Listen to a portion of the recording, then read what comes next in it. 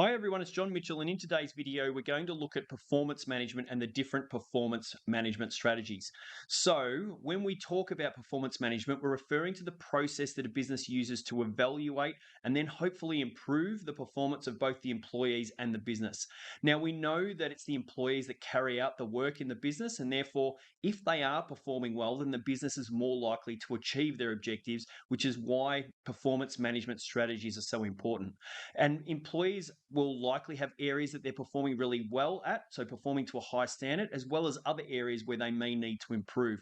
And it's performance management strategies that can help identify those areas. So the four strategies that we're going to go through in this video, which are in our study design, help assess the performance of the employees and provide them with feedback on areas of strength so that they can continue to work on those areas in the future, as well as areas for growth so that the employees can look to improve those areas in the future and therefore their overall performance improves over time.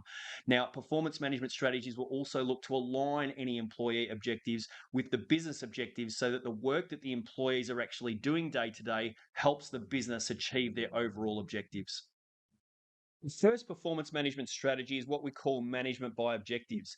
And this is where the managers and employees agree on a set of goals for the employee. So these objectives should be aligned with the business objectives, and the employees then evaluated and provided with feedback on their work towards those objectives. So on the right, we have the typical management by objectives cycle where the business objectives are set first, then the employee objectives are set and aligned with those overall business objectives. And from there, the employee works towards those objectives and their performance is monitored. They're then provided with the feedback on their performance and areas in which they can improve and recognize for the work that they've possibly done well in towards the achievement of those objectives. And then the cycle simply begins again. So that cycle helps employees take ownership of their work because they have a say in what their objectives are. And it can also help employees understand how their work contributes to the business success. One of the advantages of using this strategy is that there's often a greater commitment from the employee because they agree with the objectives that have been set for them or been set with them. And the employees are very clear on what they need to achieve and how they're going to be assessed. And therefore, the work that they're doing is laser focused. Another benefit is that the feedback and evaluation will help identify where the employee may need support or training. And this is an advantage for all the strategies that we'll look at today. You'll see that as a common theme as we go through.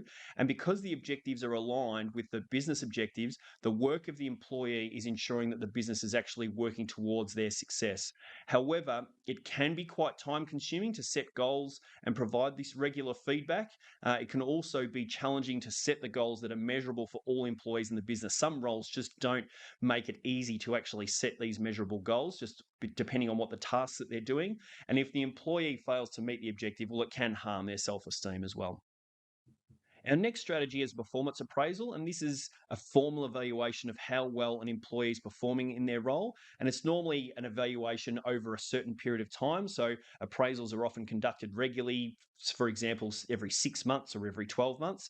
And so what often happens is the employee will sit down with their manager or their supervisor and receive feedback on their performance. So they would go through things like reviewing the employee goals and how they've gone towards the achievement of those goals. There would be feedback and discussion on areas where the employee needs to improve, and as well as developing a plan and setting new goals on how they're going to achieve that actual improvement. One advantage of a performance appraisal, and in fact, an advantage for all of these strategies that we're looking at today, is that the employee receives feedback. So it's the feedback that can help the employer improve as the areas of growth are identified, which, if then there's an effective improvement plan put in place, well, the performance of the employee and therefore the business can also improve. And appraisals can also help managers identify who's in line for a promotion should an opportunity arise in the future because they're getting a clear picture of how each employee is performing. However, it can be a time consuming process. And in many businesses, these appraisals will occur at the same time. So it can be a really busy time of the year when they do occur. Another issue is that the evaluation can often be subjective, particularly if the opinion of the manager is the one that's providing the feedback. Ideally, there should be clear evidence of the employee's performance, but that's not always the case and not always even possible. So, if a manager is just simply giving their opinions, it can be subjective. And when an employee is going through this process, it can be a stressful time for both the employees receiving the feedback as well as the managers who need to provide the feedback. Our next strategy is a self evaluation, and this is where the employee assesses their own performance against predetermined goals. So, a goal is initially set, and then the employee works towards that goal, and the self assessment enables them to assess their performance on their work towards the achievement of that goal. And that can encourage the employees to take ownership of their work, and it gets them to reflect on their own strengths and weaknesses, which can be a really powerful experience. Now, after this evaluation, the employee may sit down with the manager or their supervisor to discuss their work.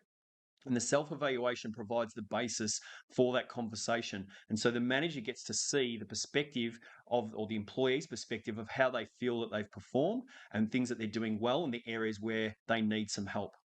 One of the great benefits is that it encourages the employees to take ownership over their performance and will help get the employees' view of the areas that they need to improve and the supports that they need to improve in those areas. And rather than the manager just providing the feedback, the self evaluation can provide a really good basis for meaningful feedback. And the manager gets to see what the employee thinks about their performance and how the manager can actually help the employee improve. However, not everyone is comfortable providing feedback on themselves, so the evaluation may not be entirely objective. Some employees may overstate their performance, while others may feel uncomfortable saying, well, all the great things that they've done, and so therefore may understate their performance. And so some employees just don't have the capacity to undertake an objective assessment, which can make it difficult for the manager to then provide constructive feedback because that becomes a really challenging situation. And it can also be difficult for the employee to remember everything that they've achieved over the journey. Like, for example, if this self evaluation is over the previous 12 months, it can be difficult for the employee to remember everything that they've achieved during that time. And so there should be ongoing documentation to enable them to recall that information, which can add to the workload of the employee. And finally, we have employee observation, which is where managers or even other stakeholders view the employee while they are performing their work. Now, this observation can be quite formal, where the employee is observed knowingly or even unknowingly. For example, could be like a one off observation, such as a secret shopper that assesses a retail employee's ability to satisfy customers.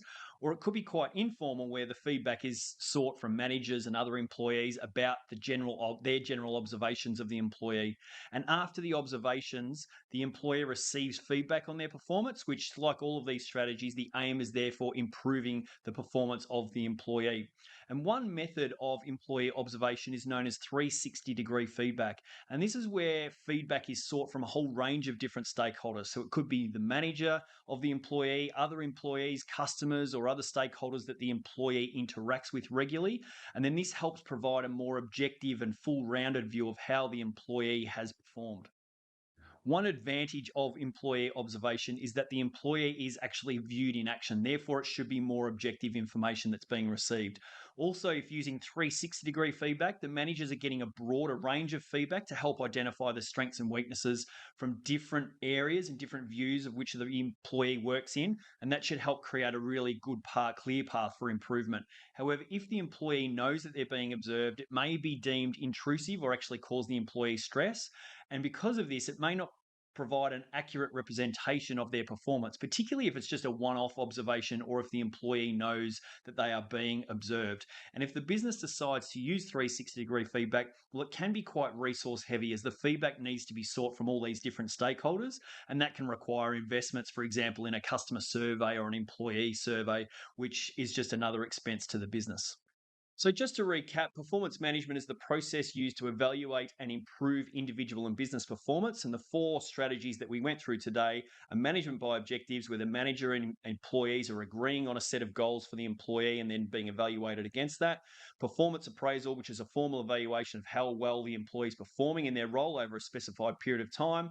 Self evaluation, where the employees assess their own performance against predetermined goals. And employee observation, where the managers, supervisors, or other stakeholders view the employee while they're actually performing their work.